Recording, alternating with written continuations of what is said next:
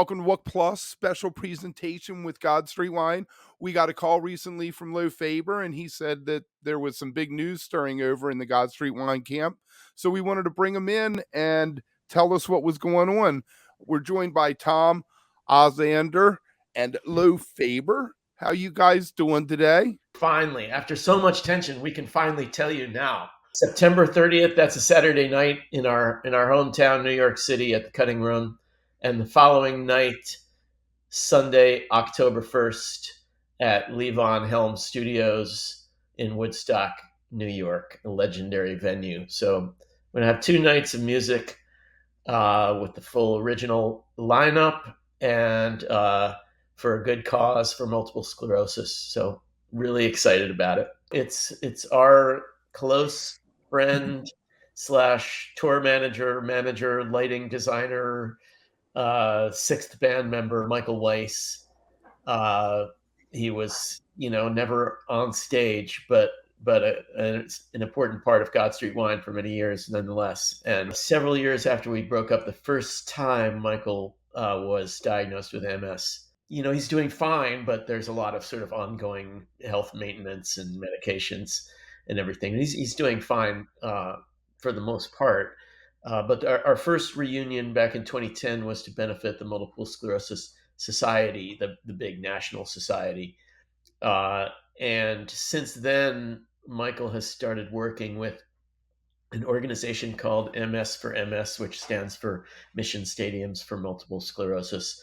And they organize MS charity events at sports stadiums, at pro sports stadiums like baseball and football stadiums around the country. So it's got like a sports and MS connection. And I've done, like, during COVID, I did some live streams to benefit this and everything. And but we've never done an actual GSW show for MS. So that's, a portion of every ticket is going to go to that. It's a good thing, and it's special for us because of Michael. Nice. Now, when was the last time you guys all played together, the original 5? We did a run of shows in the summer of 2019, and they weren't all the original 5 because we had TP from the C-Pods replacing Dan on bass for a few of those shows.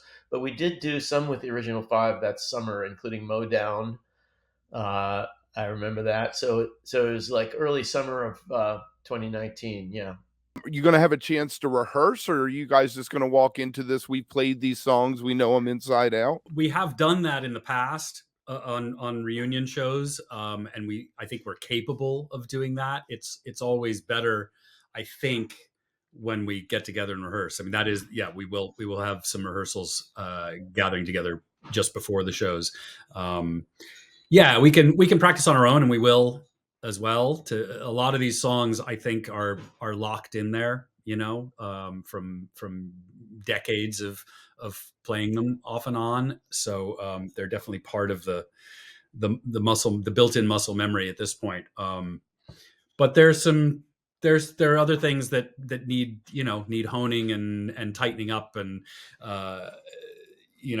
remembering for sure. And then playing together is a part, is very much a part of our getting together when we do get together these rare times now. Because there's more than just playing the music. There's hanging out, there's having some food, there's a lot of laughs and that kind of thing. We used to be such rehearsal hounds, Kevin. You can't even imagine. We moved into a house together in like 1991 or 92, and basically from that point on, we were just, if we weren't playing shows, we were always rehearsing. And it paid off. Yeah, we got better from that. Believe it or not. My follow-up was going to be, how does the level that must have built up an incredible level of trust for you guys and created communication having to do that? When you guys walk back on stage, does it hit like that again? Do you fall back into it like a glove, or is there some apprehension? Do you need to ease yourself in? I suppose it depends on each time. Each time is different, Yeah, it's and no matter how much planning you do, even if you're gigging every night, you know, every night is different, every set is different, every song is different. You know, the mood shift and something changes in the room, or you know, something happens with your hand or your head or some, you know, like it's constantly. You never can plan how it's going to feel or how it's going to actually be. You can just kind of hope that, you know, everything falls into place and it all works, and you know, are able to go where you want to go. Being well practiced and rehearsed, it helps, certainly, you know, the building blocks that are good to have there. I mean, one of the things we said right from the beginning of this I think, because this break now is the longest we've gone since we started playing again back in 2010, which became kind of like a yearly thing. And then the pandemic came, and that, of course, stopped everything, you know. And so, yeah, 4 years is the longest we've gone. So it's hard to know exactly how will, you know, it'll all go. But we did say right from the beginning of talking about these shows and playing again that we wanted to. Uh, you know, it had to be enjoyable. Every piece that we put together to make these shows happen has to kind of be building to for just a good time. including this interview right now. Exactly. Well, who's won set list duty for these two shows? We actually haven't figured that out yet. There's been no musical talk, really, for the most part, other Over than the, over the years, we've had a lot of different set list systems. From everything from just like me doing it to taking turns doing it to all doing it together, which was very time consuming, but we were committed to that for a while, like a good long year or two on the road. I remember all of us sitting down and making a set list together. And, you know, I think that ended one night when Aaron was just like, Lo, just you do it. We had to name each set too. Every set and every show had a title too. Oh yeah, that was so insane. Let's make it extra difficult. Like we would spend 20 minutes arguing about what should the title of the show be, even though nobody knew the title except us. But some of those titles are still like inside jokes in the band now, 30 years later. Well, let me ask you this. If you got two shows, you're going to have different people probably at both shows. You're probably going to have some people come to both shows. Do you repeat songs, or do you say, we got so many songs, we got to do two completely different set lists? I think Tomo was just saying a few days ago, let's do this with no repeats. And so I think, you know, if two shows, no problem. It's only two If shows. we're doing like 10 shows, no repeats might get to be an issue, you know, but We have to really practice and dig out songs that, you know, that Lo wrote in high school or something, you know.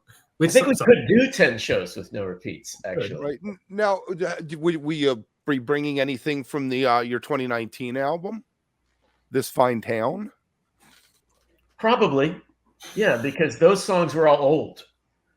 When we made that record, the idea was to go back into our early catalog and pick songs that were a big part of our live repertoire, but never made it onto an album. So some of those were really played a lot.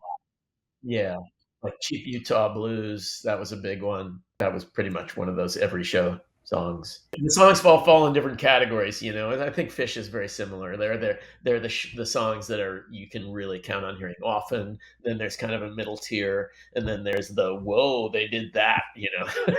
We've been fairly liberal, I suppose, in the last bunch of reunion shows of pulling songs that we never would have played, like a bunch of Dead songs and stuff like that. You know, we never did that back in the original God Street Wine days, you know.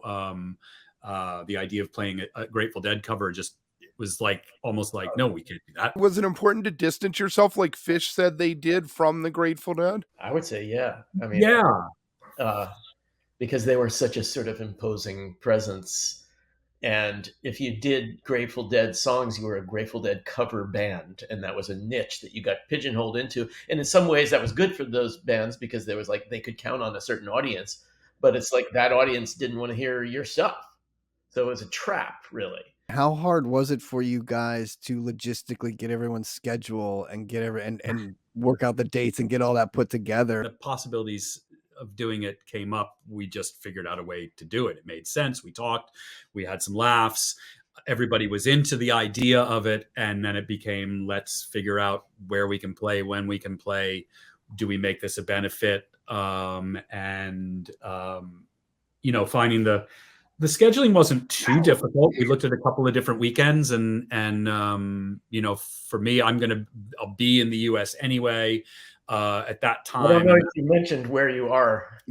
Yeah, I'm in Berlin, Germany, which is where I've lived for the last 12 years, and haven't lived in the States actually since the late 90s. So, I make it a little more awkward to get everybody together. But this seemed to fall into place fairly easily. And the fellas who are there in the New York area, that always seems like the main place we should focus on first to play. Let's make sure we do kind of the home turf. So after these shows, is there any plans for anything after these? Any follow-ups or anything like that on the horizon after it? I would hope so. Yeah. I think that there aren't any specific plans to answer your question. But I would hope that if these do go well, we'll get together more often than 4 years. But maybe not that much more often. Like Tama was saying, in 2019, we did 8 shows, and that actually felt like, oh, maybe this is a bit much, Yeah. So, it's like, basically it's whatever our audience and, the very tiny handful of people that like our music and still remember us, however often they're up for a get together, So no plans to take to go over to Europe and do a tour through Germany with Tom over there? Free trip to Germany. That would be amazing. I mean, God. That would be cool. Aaron gets over here. Aaron and the blues group he plays with Brutes Cats. Right. They've never been any closer than about 6 hours away from me here. But maybe at some point he'll get to Berlin. I'm not sure. But we haven't discussed anything past this. It's always kind of, I think we're mindful that, let's see how this goes. Let's see how that we enjoy it, that we have a good time, and the audience enjoys it, and that we come away from it then. And if we come away from it saying, let's do this some more, then we can plot that, and getting out west would be great. I mean, we haven't done that. I think the last time we did that was when we did the Phil. We did the Phil Crossroads, his place, which was amazing. But we haven't gotten there since. So I'm dying to bring this band down to New Orleans. I've been here 12 years now, and it's such a fun music scene, and I know that they would have fun. I wanted to ask you guys a question about the preparations. When you're going back and re-listening to the songs and thinking about what you're going to play, is your mindset to try to recreate the songs as they were? Or would you like them to have like a new life and kind of evolve into something else? I'm curious to hear how Tom responds to that, because I think it's probably different for all of us. And for me, it's also like my relationship with most of the songs starts with having written them. And so like and they're like, the process was very different for different songs. Like some of them, there's a song we have called Get on the Train, which is another big one that we play a lot. And that just came from literally just kind of like a jam. It was just a jam that we started doing on one particular tour. And I started singing that chorus over it, jam. And then one night in a Ramada Inn, I sat down and wrote all those words. And, but it was always, the music was so natural because it came out of, it came out of a jam on stage. Another song called Chop that basically we wrote in the studio while recording Red, and it was again a jam. But then there's other stuff that is so composed and sort of, finicky, written out kind of stuff, very compositional. That is a totally different thing. Like if you're trying to reinvent that, well, you sort of need to rewrite it. Like, so there's some right, you can't do that on the fly. You actually have to like recompose it almost. So you got to stick to what it was. Yeah. So in a way, the songs that are less that are less tightly composed are more fun and easier to breathe new life into because there are fewer, it's just more open. But so we have the open kind of material and the closed kind of material. Every song is like a different case unto itself. I don't know if that makes sense. You definitely want to keep it fresh, you know. But I don't think there's any worry about it being fresh for us since we haven't played in 4 years anyway. Yeah, for sure. I mean, I think it also depends on how much time we have to rehearse, leading up to as a unit. I mean, we can all kind of refresh on what the form of the tune is, that kind of thing. What are the parts I played most often, that kind of thing. But then in rehearsal, there have been times when we've had kind of extensive, several days of rehearsal leading up to reunion shows, and we've really altered things, which can be cool and good. And of course, you need to remember what you did to it and not revert to the thing that you used to do, that kind of thing. If we've intentionally changed it, I'm not sure how much of that will do. And I know Lowe's been playing these songs, even though the band hasn't been playing in the last 4 years. Lowe continues to play these songs, and to my knowledge and to what I've heard, plays them in a different way in certain certain Sometimes, in some cases, I've rearranged them, and in some cases, I play them pretty much the way we used to. But Right. and we were talking the other day about just how different it is playing the same songs with different musicians, and especially different drummers. I mean, the drummer. Yeah, I'm a drummer. I was gonna say the little micro decisions you make can Yeah, change the feel of a song entirely. For sure. Yeah, yeah. yeah. It starts with the groove. Every tune really starts with groove, and so I play down here with some great drummers. But like, there's tunes like "Get on the Train" or "Driving West," and nobody does it quite like this guy. Right. But I hear a lot of musicians say that as they get older, they learn to play less, and it's made them better players. You start to realize there will be plenty of other songs, plenty of other gigs, and I don't need to play every single note. All the notes. I don't need to play all the notes. I was just thinking about what Tom said, and John, our keyboardist, John played 3 songs with my band back over the summer, and he just blew me away. He's gotten so much better, which is amazing too, because he doesn't even really play music that often anymore. But he really sounds amazing, and it is part of it. I think it does come from playing less, more space, more relaxed. I mean, so there's something missing too. Let's face it. When you're like 24, 25, there's this manic energy that can be a fun ingredient too. And so, when you get old, you don't quite have that anymore. Which is crazy because no matter how fast or loud you play, it's not the same. It's not about it being fast or loud. It's just a different vibe or energy that's like instilled in it all. It's like impossible to recreate for some reason. Totally. Yeah, yeah. Do you feel like that there was a social consciousness to God Street Wine? Did you feel like as musicians you had a responsibility or something maybe to do that kind of thing? I would say that our social conscience probably increased after God Street Wine. Like, well, but at least God Street Wine in its first incarnation, I think of us all having been so young. Rock and roll band. Our consciousness was more about like going out and having a good time. When we broke up the first time after 2001, the one thing we all did in common was all immediately have families and kids. And so, I mean, it's just like everybody growing up, having kids, being more part of the human community. I think you think a little bit more about the world. And, I don't want to say that back in the 90s, we were all just a bunch of assholes, but I think we definitely grew up a little bit, afterward.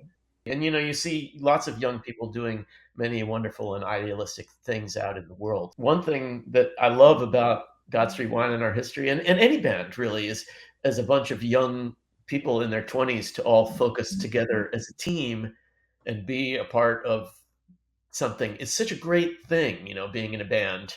You've got to be there for each other.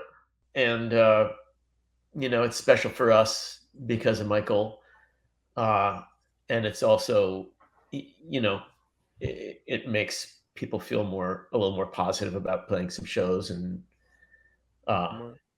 something that's not just for us to line our Right, pockets. sure. You get to do something. So make sure you look down in the show notes and check it out. There's a link there. You can go over and check out MS for MS, see what's going on with them. Both these shows will benefit the Mission Stadiums for Multiple Sclerosis, which is a charity near and dear to our hearts. Our first shows in 4 years will be Saturday, the 30th of September at the Cutting Room in New York City. And the following night, Sunday, the 1st of October at Levon Helm Studios up in Woodstock. Tickets, Lo? You have ticket information? In case you were wondering when tickets go on sale, that's an excellent question. Today is Wednesday, June 21st. Tickets are going to go on sale this Friday, June 23rd. So check out all our social platforms, share our links, do all that good stuff. And these shows are for a good cause. Am I right? For a heck of a cause. Mission Stadiums for Multiple Sclerosis. A portion from every ticket will go to help Mission Stadiums for Multiple Sclerosis. Did we leave anything out, Tom? Tickets, show dates, multiple sclerosis. Have we planned that set list yet? We have not planned the set list yet. Well, we should get to do that. We have to get on that.